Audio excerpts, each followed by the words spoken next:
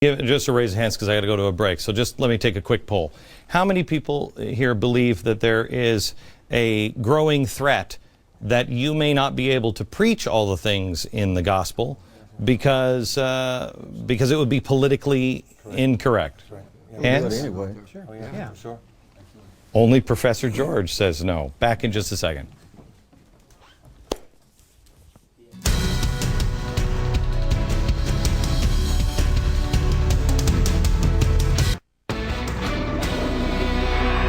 Back with a panel of religious leaders who are quite well known and lead an awful lot of people all around the country. And Professor Robert George, who I can't believe I like the man. He holds the Woodrow Wilson Chair at Princeton University. But he was the first guy who I said, I think Woodrow Wilson was an evil SOB. And he said, I'm saying nothing.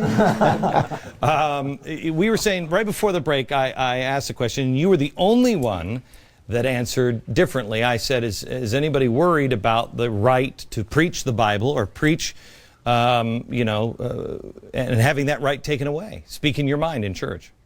There are places around the world where you have to worry about censorship, government censorship, and not just places like China. There are liberal democracies like Canada and Sweden where preachers have felt the sting of the government for things they've said when they've violated the norms of liberal political correctness. But the United States, in my view, is not one of them.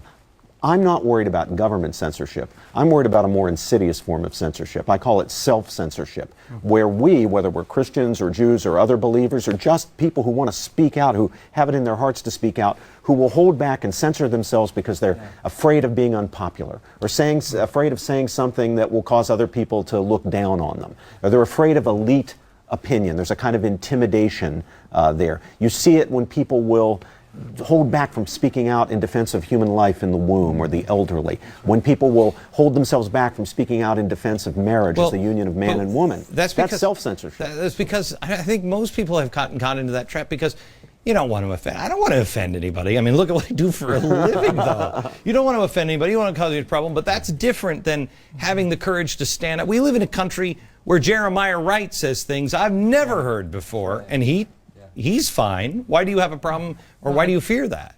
I like what Peter Marshall said. He was a Senate chaplain years ago. He said, if a man's not willing to stand for something, then he's liable to fall for anything. And we have a whole lot of churches. We're guilty of being parts of numerous churches in a general sense who have kind of hushed their mouth. And to your point, Professor Robert, we've kind of neutered ourselves and we've diluted the message. I really think what Ralph said earlier is the key to it. For churches to begin to have that fire like the early founding fathers had, we've got to go back to the book. We've got to go back to God's Word. I want to say something, Glenn, again, as a Glenn, Catholic. may I intervene, Glenn, on this side? Hold on just a sec. Hold on just a second. Okay. Stephen, we'll come to you in a second. Go ahead, finish up. Pastor. A lot of churches that are pro-marriage silence themselves on the marriage issue in California and Maine and other places where the question was put to the people of whether we want to redefine marriage or we want to retain marriage as the union of husband and wife. But one church that did speak out, and I want to pay tribute to them, is the Church of Jesus Christ of Latter-day Saints, the Mormon Church, which spoke out in California. There were many Mormons who contributed money and who worked on the phones and who went door to door. They weren't afraid to speak out, and they were vilified for it, and they were attacked for it. And there's a major effort of intimidation against this minority community. I personally, but they stood up. I personally have met people who were run off the road, moms who were frightened for their life in California, and not just of that faith, but of others as well. We kept track in California. I was involved in the Prop 8 battle of the churches that were intimidated. The number of pastors we had to have security. Church buildings had to be protected, bricks thrown through windows, bricks thrown through cars. All this kind of thing took place. But I think in contrast to all this also, there was a rising up. There were evangelicals, there were Catholics, there were people of the LDS Church that rose up and said enough is enough. There is a rising up of pastors. We're not going to speak merely on abortion, though we should continue. We're not going to merely defend marriage, though we understand the implications. We're going to speak out on the more immorality of the aspects of our economy, debt, for example, the excessive debt, the excessive taxation. There's a host of moral, biblical issues, and there's a rising up group of pastors, and we will not be silenced any longer. Stephen, real quick, I've got to take a break, but go ahead and let's shoehorn your comment in here. I just want to beg to differ with my colleagues there. I think the failure of pastors to take the lead in this issue, on these issues, is reason why we're seeing the kind of problems or melees that we're seeing in our culture today. In addition to that, I want to introduce my friend to the idea of hate crime legislation, introduce them to the idea of a 501c3 that is used to knock Christians around and keep them silent from speaking out in America today. I want to introduce them to the idea of ENDA, which is employment non-discrimination, which is bullying and pushing Christians into hiring people that they should not hire. We are, in America, are experiencing a soft tyranny, and we need to resist it. We need to recognize what it is, call it what it is. The Bible says that the Christians, that the gatekeepers, that the shepherds have failed. And our shepherds in America have strengthened the hands of the evildoers because they have been silent for too long. All right, I have to take a break. Be back in just a second.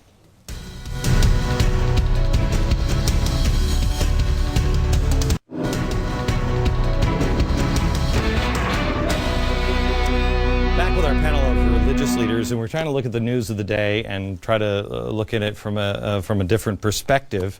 John Hagee is here, and you were kind of the guy that really has spoken about Iran and Israel an awful lot. 48% of Americans now think that Jesus will come back in the next 40 years. And I know that's not new. A lot of people have thought that for, since the beginning of time. But a lot of the pieces here that have never been here for the prophecy are here now. That's exactly right. Israel became a reality in 1948 in keeping with all the prophets of the Old Testament. And now we have a nation that was given a Bible mandate 3,500 years ago to own a specific geographic piece of property. If I could talk to the President of the United States, I would like to ask him to stop using the power of his office to divide the city of Jerusalem and to stop putting pressure on the nation of Israel for a no-growth policy in Judea and Samaria. And when the Prime Minister of Israel comes to America, to treat him with dignity and respect and to treat him like a friend and not an enemy, not to walk off. Anybody disagree that, the Bible tells us clearly, you stand against Israel, you will lose your land as well. Right. Well, and Glenn, when he went to Cairo and compared what he called the occupation of Judea, Samaria, and Gaza to the Holocaust, that was one of the most shameful moments in the modern history of America. Well, Glenn, in the Revolutionary War days, we had the Black Robe Regiment, ministers standing up from the pulpit, and the cries we heard in the streets of America were first heard in the pulpits of America. Right.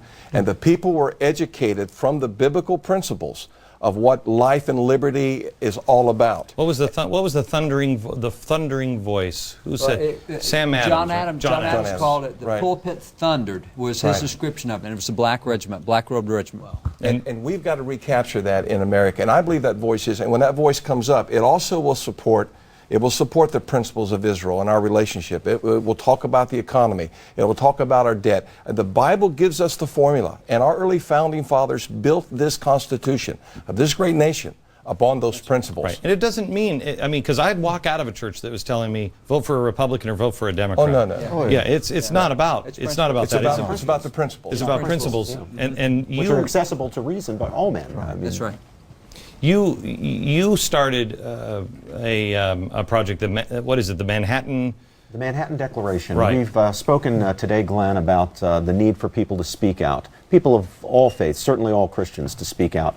Here's an opportunity to do it. If your viewers have a pencil and a piece of paper, write down www.manhattandeclaration.org. Manhattandeclaration.org.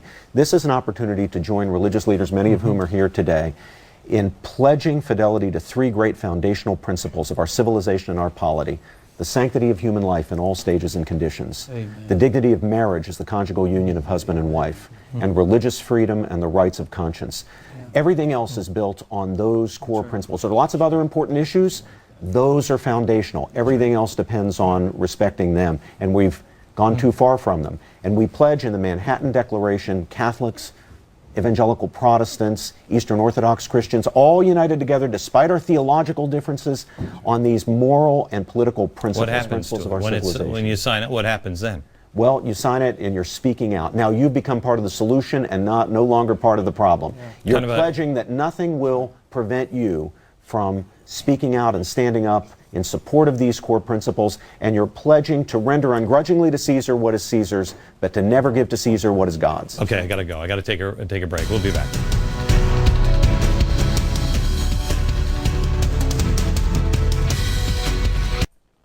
We want to leave you tonight with this thought. Glenn, I want to challenge our pastors and fellow pastors. If our forefathers could give their lives and their sacred honor, we can give our lives and the honor that God has given us with preaching the gospel of Jesus Christ to change this world. We can do it. Amen. We just need to do it. Amen. Black Robe Regiment. Right. There it is. Pastor Broden from Texas, and all of you great gentlemen, thank you very much. From New York, good night, America.